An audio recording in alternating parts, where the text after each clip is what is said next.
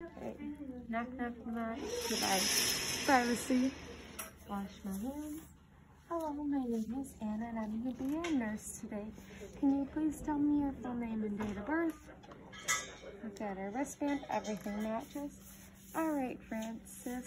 So today, the doctor has ordered potassium chloride to be given right away to help with your dizziness and your weakness. And then you had said that you had some pain, so we are going to give you morphine. And then you also have your dressing change that we're going to be doing today. So, looks like you had your normal saline running, which according to the drug book is compatible with potassium chloride. So we can run those both together. So first I'm going to wash my hands again and apply gloves. And then I'm just going to take a look at your IV site. Let me know if anything hurts as I'm pushing around. And I'm just going to look for redness, bruising, drainage, any swelling, anything like that, which I'm not seeing. So I'm going to remove my gloves and wash my hands. I'm going to get your potassium chloride, make sure that there's no holes in it. It's not cloudy or anything, and it's not expired because the expiration date is 6/2035. So I'm going to do my checks. Francis Christensen, allergic to betadine and codeine, potassium chloride, 10 milliequivalents and 100 milliliters IV piggyback. And then we looked in our drug book, and a safe rate to give it is 100 milliliters per hour. So that's what's going to be running at. Francis Christensen, allergic to betadine and codeine, potassium chloride, 10 milliequivalents and 100 milliliters IV piggyback, given right now. And we're going to give 100 milliliters per hour. Francis Christensen, allergic to betadine and codeine, potassium chloride, 10 milliequivalents and 100 milliliters IV piggyback, given now, and we're going to give it at a rate of 100 milliliters per hour. So Francis, there are some side effects with this medication, such as abdominal pain, nausea, vomiting, and diarrhea. So please let us know if you start to experience any of those symptoms so we can get you something to help with that. So I'm going to get out my tubing.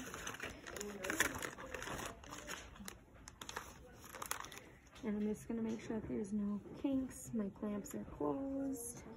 Everything looks good. So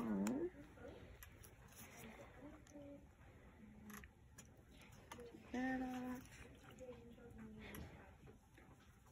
And that off. That wouldn't actually happen because this bag would have been new.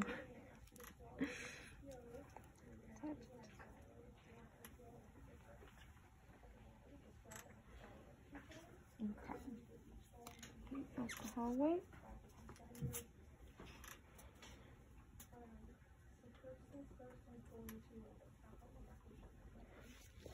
Clean the part.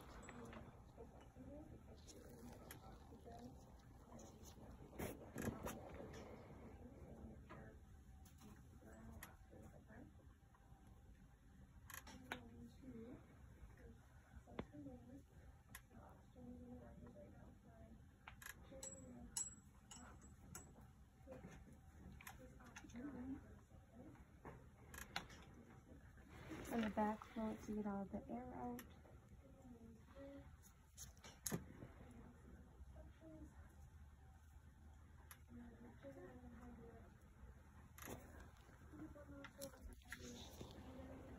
And then we're going to program the pump.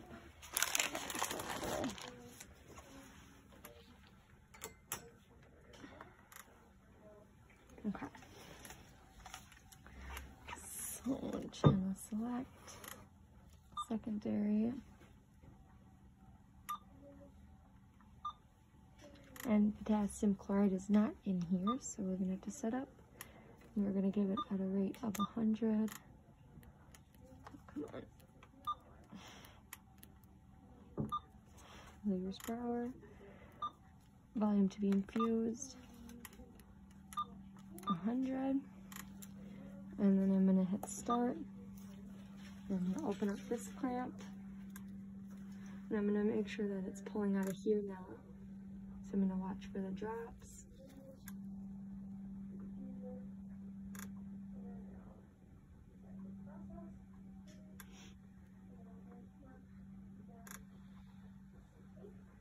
Okay, so it's pulling out of this one instead of this one.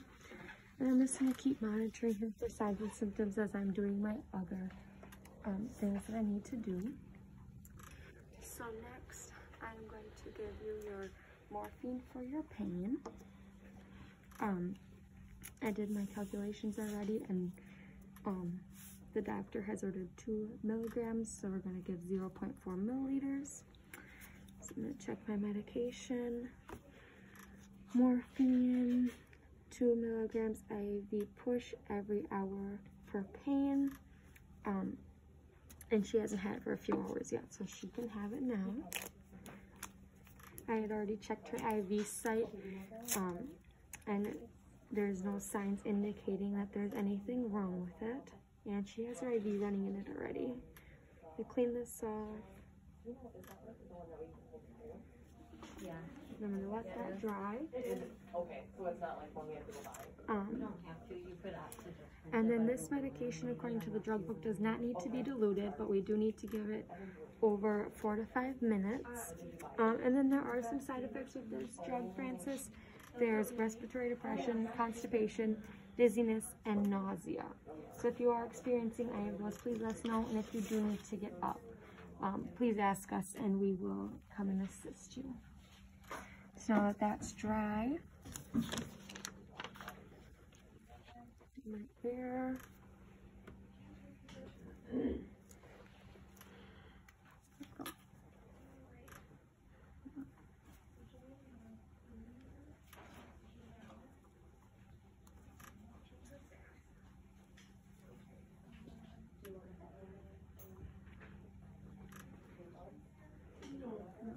Zero 0.4. I'd make sure that I have all my bubbles out, which there is a really big one in there, but I'll get that out. That's it. It's only a failure if you stop completely wrong or if you completely didn't do it. Okay, so if you want to check it. I think you did say, did you say at one, was it for the IV bolus? Yeah. Did you say every 4 hours? Yeah. Or over 3 hours? Over 3 hours, the connection rate, everything else I just Go back the other way. This way? Yep. keep watching.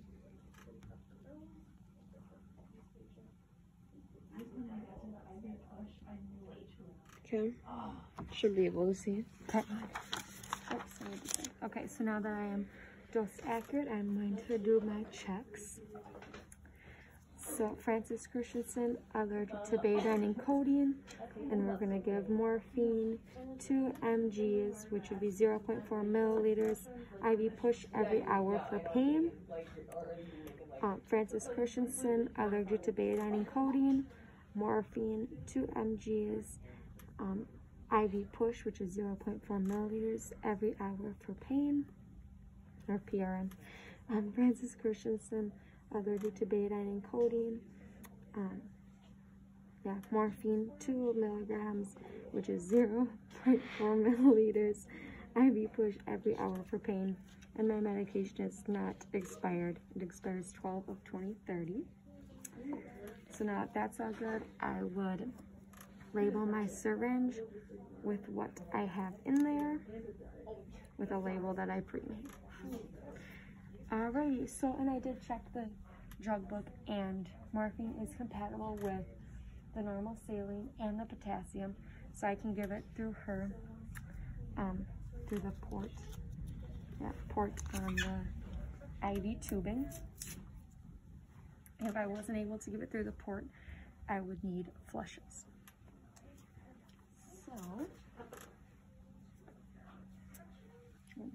So Francis, just remember, if you start to experience any of those side effects that I had mentioned, you just let us know, okay? Clean that off. This off.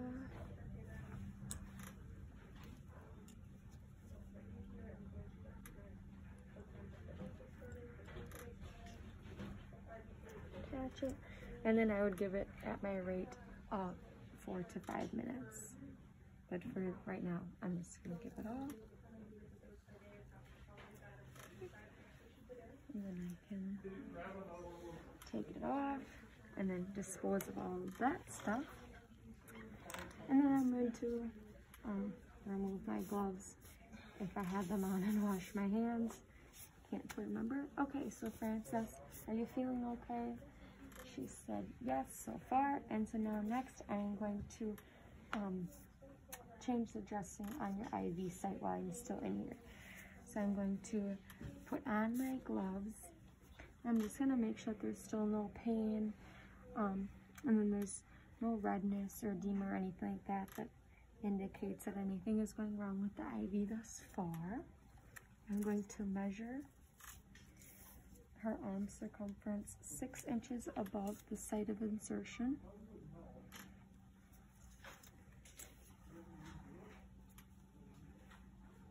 Okay, and then I'm just making sure that's not greater than ½ an inch of what her baseline was, because that would indicate issues with the line, such as infiltration.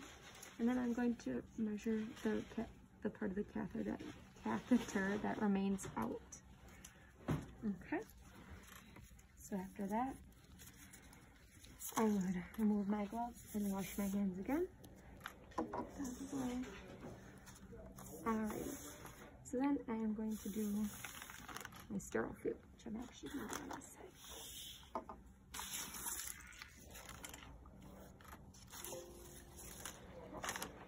That's all in the garbage and disposed of.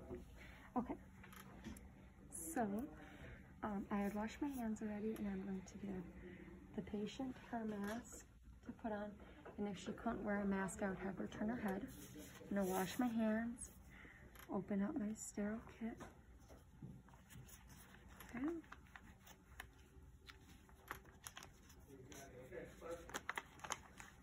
And then I would put my mask on and wash my hands, and then I'm going to put clean gloves on first, and I'm going to remove her old dressing.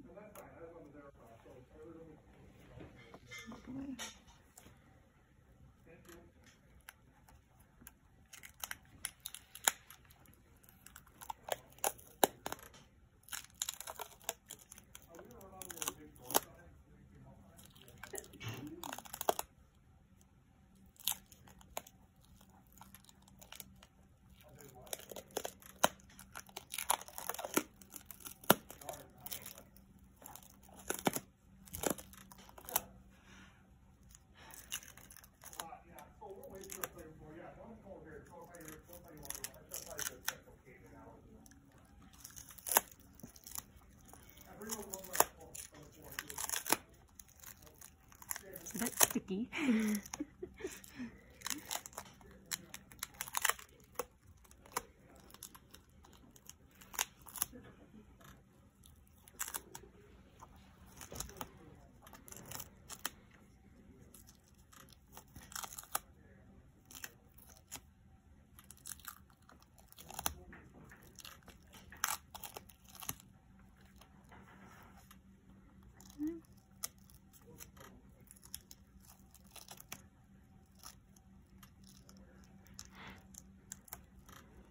Alright, and then I would inspect my dressing and make sure that there's nothing on it, which there isn't. Put that in the garbage.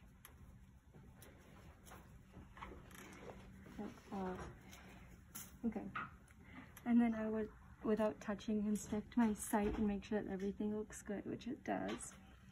And then I would remove my old gloves, wash my hands. I can actually do that.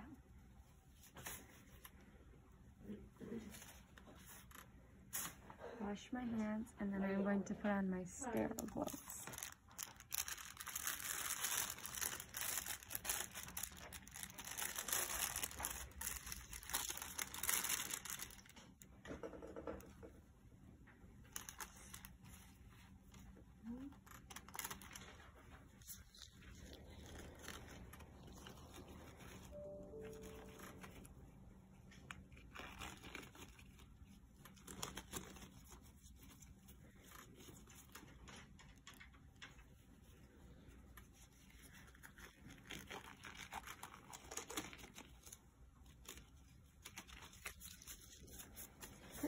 So now my hands are sterile. So first I'm going to clean her, clean off if there's any drainage or anything like that on there first, in a circular motion. And then I would let that dry. So I hear my tongue rumbling. And then once that's dry, I would take my tweezers and my ChloraPrep, and then I can stabilize this, and I would scrub vigorously for 30 seconds.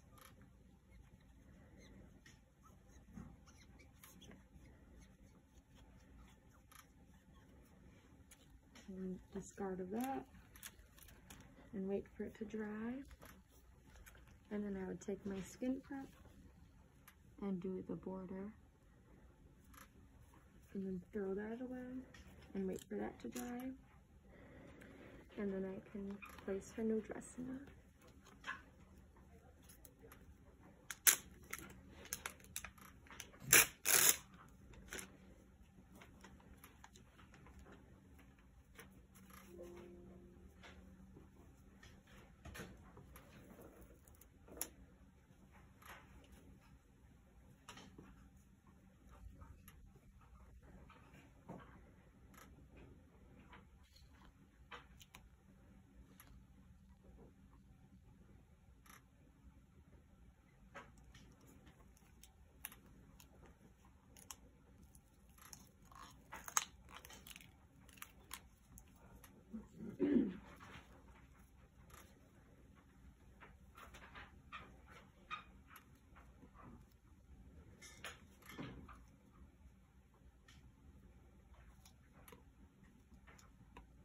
Oh goodness.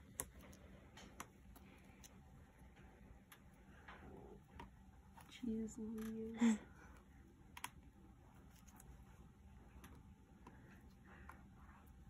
Here it is.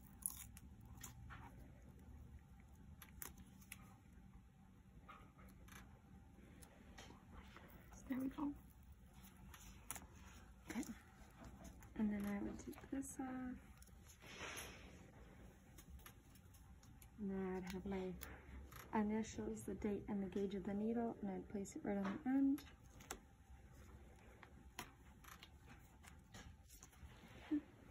And then I could clean up all of this, remove my gloves, wash my hands, and then I would make sure that my patient, first I have to remove my mask and wash my hands, patient's mask and wash my hands. And then I would make sure that my patient is safe and comfortable, so the bed is lowered, the side rails are up, she has her call light, make sure she doesn't need anything else. And then if she,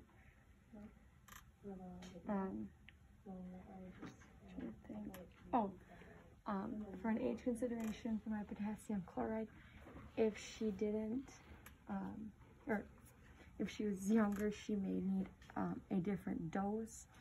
And then if I was having trouble getting the skin or the bandage off, or if they had fragile skin, I could use a pad to help get that off, so if there wasn't any skin damage.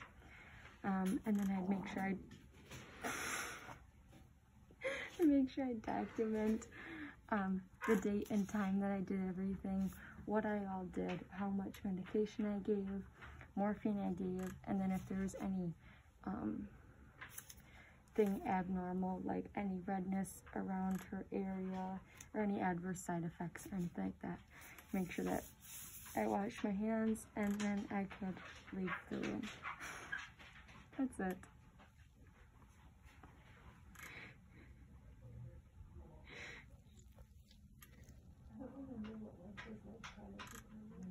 That's all.